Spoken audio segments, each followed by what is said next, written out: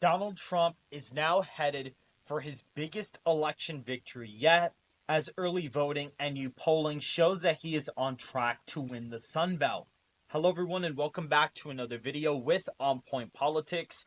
Make sure to hit the like button and to subscribe if you want more content just like this.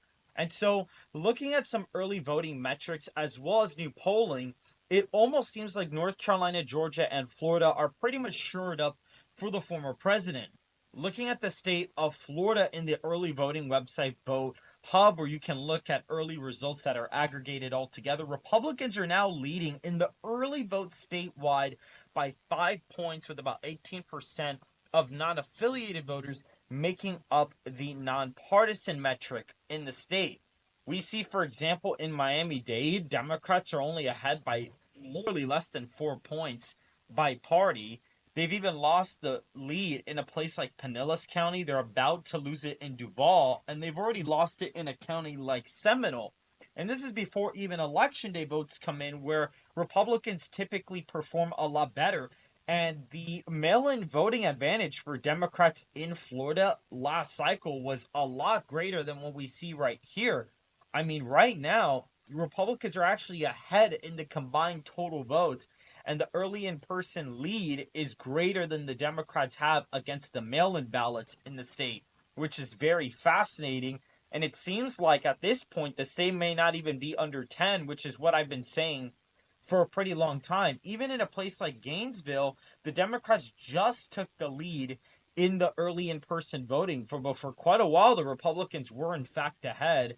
We see about 29% requests, which is still an improvement from the last cycle, by the way. So that is fairly interesting. In a place like Miami-Dade, in the early vote is very, very close, which would indicate that Donald Trump probably will end up flipping the county of Miami-Dade. So that can go in Donald Trump's column. As for Georgia, we do have some early voting metrics provided by Target Smart, which is a little bit iffy sometimes. But if we look, Republicans are already ahead. 1.7 million ballots casted, and Republicans are ahead in Georgia right now. They were down by a couple points last time around in the early and mail-in voting combined here. So that's fairly interesting. So Republicans have net gain. But not only that, the Seltzer of Georgia, which essentially Seltzer is a really good pollster in Iowa that has been somewhat accurate the past two cycles and even in off years. This has been a good poll in Georgia realistically. I mean, they had Trump plus 2 2016. In 2020, they had Biden plus 1. Now, they just popped out a Trump plus 4 state margin in Georgia, which is very fascinating, which leads me to believe that he probably has Georgia in his column right now. And looking at a state like North Carolina, if we go to the early tracking in a place like North Carolina, we will see that right now Republicans are essentially tied with Democrats in early and mail-in voting in the state, when Democrats had about a 20 to 25 point advantage in the state of North Carolina in early and in-person voting. So this is very, very interesting, and not a lot of people actually voted by mail. In fact, barely anyone voted by mail. It was literally 36,000 Democrats to 27,000 Republicans voted by mail, and we got a lot of in-person voting right now, and Republicans are basically holding their ground here, which is really good news for them.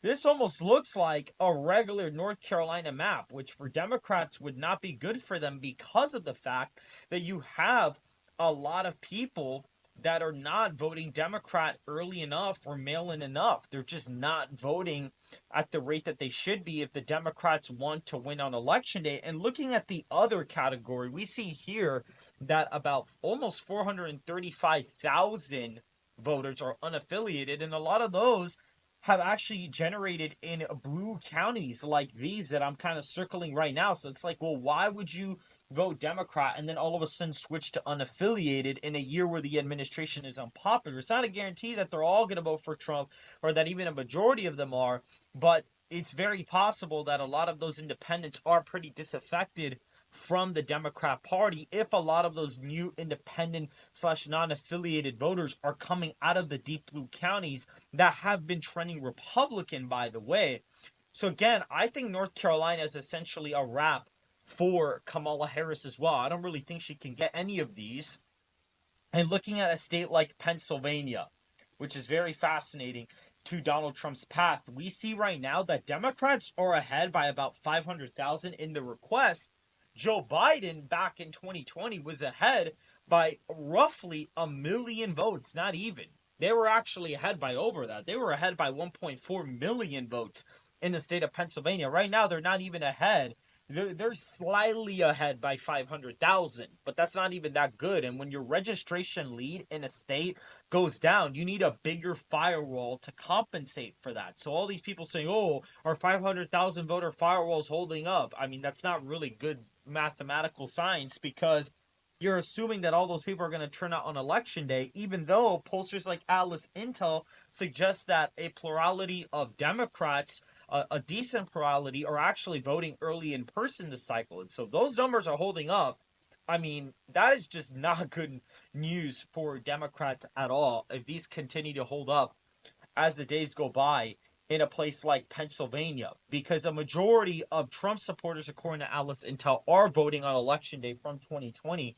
And even a higher share of Republicans than even Trump 2020 voters are voting on election day. And independents are also voting on election day.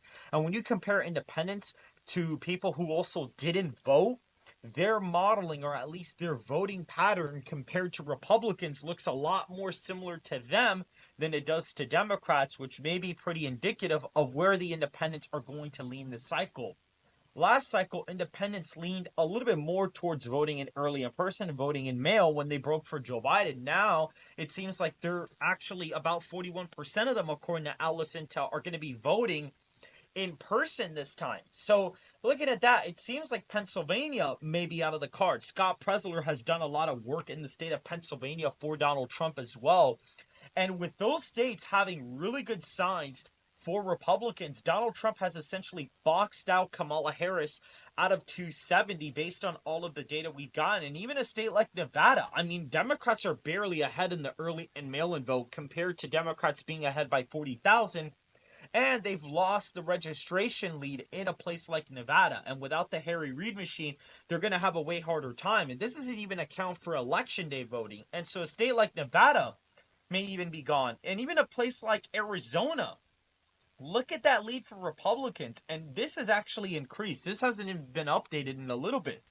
But Republicans are up by a decent amount. They're even up in Maricopa County in early voting. So that also puts the state like Arizona in Donald Trump's column. And even looking at Michigan, we can see right now in the lead, this is not good enough for Democrats. Democrats led by a way bigger margin at this point in time in the early, in-person voting and mail-in ballots combined. So this is not looking great for Democrats as of right now. And a state like Michigan, that probably even puts that in the Republican column too. Wisconsin is a state that is kind of weird.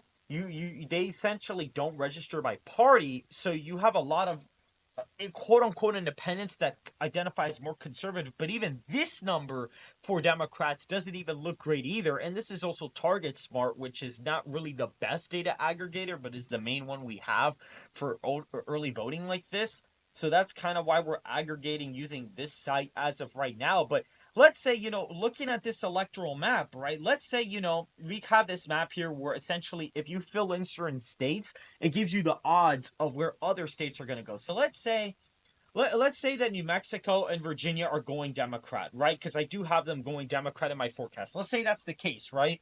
And let's say Iowa and Ohio are going, and Texas, which, by the way, the Republicans are looking really good there, especially with Hispanics moving to the right. Maine second, Nebraska's first, Nebraska's third. Those are locked in. Florida, based on the early voting data, is locked in for Donald Trump.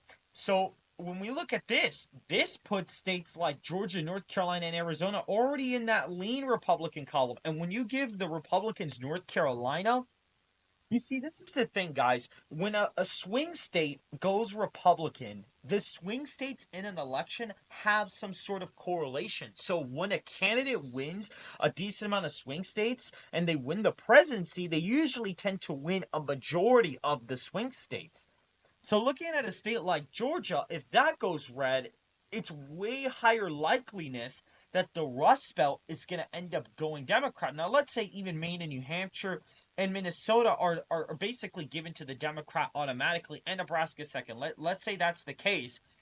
Even then, if we give Arizona red, because the early vote data looks good there, and these are going red, and Nevada's going red due to Hispanic trends, so let's say that's the case as well.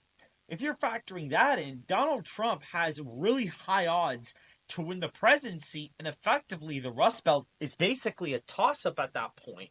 But once Pennsylvania goes, I mean, there's no pass for Kamala Harris to win the presidency at this point in time. She would not have a path to win the presidency if a state like Pennsylvania is in fact flipping on the electoral map. So that is something really heavy to consider here, that the battlegrounds, if some of them were to go, like let's say we reset this and let's say Georgia goes. I mean, at that point, the Rust Belt's basically favored to go. Arizona is gone.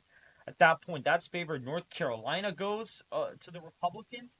I mean, at that point, you look at that, it's very likely for the Rust Belt to end up going red. And once Nevada goes, at that point, you're going to have a way different map than you would have initially had. I mean, giving the Democrats, New Mexico, Virginia, New Hampshire, Maine, Minnesota, let's say we give them those. I mean, at that point, even then, the Rust Belt is still favored to go to the Republicans at this point in time, because the chances of Harris not holding up in the Sun Belt but narrowly sweeping the Rust Belt are very, very slim. It's kind of the same thing looking at Michigan and Pennsylvania. Let's say if those were to go, right? Let's say if that was the case. Let's say those were to go, but Iowa and Ohio and Texas and Florida were guaranteed to go. Look at the battlegrounds. And let's say North Carolina goes red because Biden didn't even win it. So let's say, he does in fact win a state like North Carolina, right? So even then, at that point, you still have the battlegrounds looking like this, where effectively Wisconsin is still favored to go. Nevada, let's say that were to go Democrat. Once that goes, I mean, at that point, you're just looking like Wisconsin's very likely to go Democrat, and that would be the path to victory, because once that goes, there is basically no path for Kamala Harris to lose the presidency. Once she's got the Rust Belt, you see, look, Georgia, Arizona, Nevada, they're ready to go. In Texas and Florida, they go. Iowa and Ohio, those go. I mean, North Carolina is still favored to go. If North Carolina goes red, it's a little bit iffy, because at that point you're playing with a lot more factors in there. You're playing with a way bigger. You're playing with a way bigger realm of possibilities. But you see here, once the Rust Belt goes red and that goes, let's say you give Harris Nevada. So let's say we give her that one. I mean, at that point, she really wouldn't have a path to lose the presidency. But it looks like Donald Trump is doing well in the Sun Belt states. And if he's doing well in the Sun Belt states, the chances are that he is going to end up winning pretty easily. You even see here, once you give him those Rust Belt states, and let's say, of course, we could give New Mexico and Virginia. Let's say we give them those. Even then, the Rust Belt is basically still very likely to go to the former president. So the fact that he's even doing that well in the Sun Belt states, regardless of any states up north, would indicate that he's more than likely going to win the rest of the election. And so if you guys did enjoy this video breaking down my analysis of the 2024 early vote and mail-in data that we have, make sure to hit the like button and to subscribe if you want more content just like this. And make sure to go ahead to betonline.com, where you can place your latest bets on the presidential election, as well as the House of Representatives and the Senate elections. I will see you guys later for Red Eagle Stream, covering the North Carolina polling results that we got from SoCal Strategies.